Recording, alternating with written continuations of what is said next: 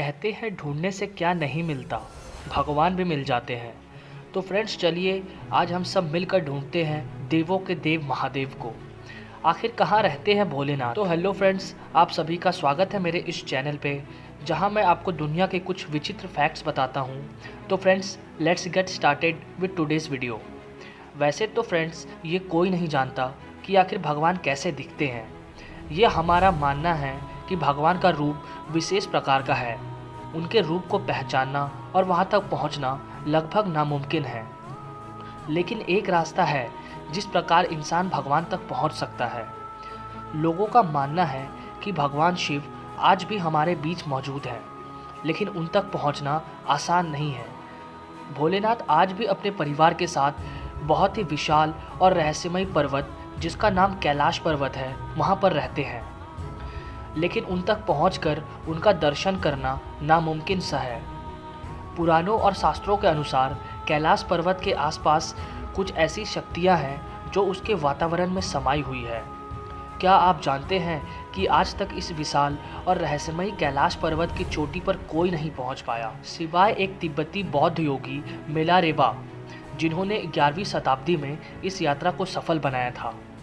शिव के घर कैलाश पर्वत से जुड़े ऐसे बहुत से रोचक फैक्ट हैं जिस पर दुनिया भर के साइंटिस्ट रिसर्च कर रहे हैं। लेकिन ऋषि मुनियों के अनुसार उस भोले के निवास के रहस्य को भाप पाना किसी साधारण मनुष्य के बस में नहीं है। वैज्ञानिकों द्वारा की गई एक रिसर्च के मुताबिक दुनिया में एक्सेस मुंड नामक आपदा है। ये एक्सेस मुंड आकाश और पृथ्वी के बीच संबंध का एक बिंदु है जहाँ चारों दिशाएं मिल जाती है। वैज्ञानिकों के अनुसार इस एक्सेस मुंड पर अलौकिक शक्तियों का प्रवाह होता है। कैलाश पर्वत की वास्तविकता विशेषताओं की बात करें तो इस विशाल पर्वत की ऊंचाई 6714 मीटर है।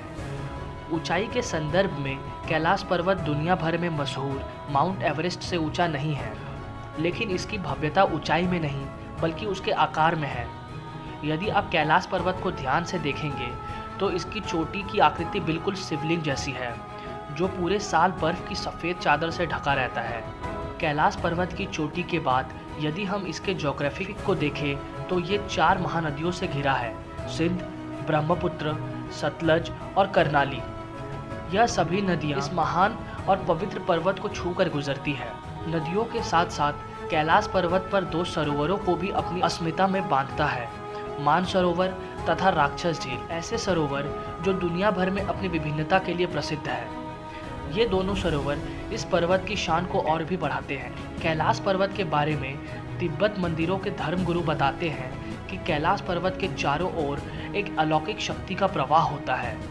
ये शक्तियाँ कोई आम नहीं बल्कि अद्भुत है। कहा जाता है कि आज भी तपस्वी इन शक्तियों के माध्यम से आध्यात्मिक गुरुओं के साथ संपर्क करते हैं। आइए और जानते हैं कैलाश पर्वत के बारे में। केवल कैलाश पर्वत ही नहीं बल्कि इस पर्वत से सटे 22,028 फुट ऊंचे शिखर और उससे लगे मानसरोवर को कैलाश मानसरोवर तीर्थ कहते हैं। यहाँ ऊपर स्थित ऋषि बताते हैं कि कैलाश मानसरोवर उतना ही प्राचीन है जितना प्राचीन हमारी सृष्टि है। कैलाश पर्वत की तरह ही कैलाश मानसरोवर के वातावरण में भी कुछ शक्तियों का प्रवाह होता है। ये एक प्रकार की अलौकिक जगह है जहाँ पर प्रकाश तरंगों और ध्वनि तरंगों का समागम होता है। कहा जाता है कि गर्मियों के दिनों में जब मानसरोवर की बर्फ पिघलती है तो एक अजीब प्रकार की ध्वनि सुनाई देती है। स्थानीय लोगों का मानना है कि यह डमरू की आवाज़ है। मान्यता ये भी है कि अगर कोई व्यक्ति मानसरोवर में एक बार डुबकी लगा ले तो वो सीधे बैकुंठ लोक पहुंच जाता है। इसलिए अगर आप देवों के देव महादेव को ढूंढना चाहते हैं या फिर भगवान शिव से मिलना चाहते हैं तो आपको कैलाश पर्वत का रुख करना ही पड़ेगा। दोस्तों, कैलाश पर्वत के रहस्य का पता आज तक नहीं चल पाया है। तो फ्रेंड्स, ये थी आज की वीडियो। उम्मीद करता हूँ आपको हमारी ये वीडियो पसंद आई होगी। अगर आपको हमारी ये वीडियो पसंद आई तो वीडियो को लाइक करें और साथ ही साथ सब्सक्राइब करें हमारे इस चैनल को ऐसे ही वीडियोज़ देखने के लिए।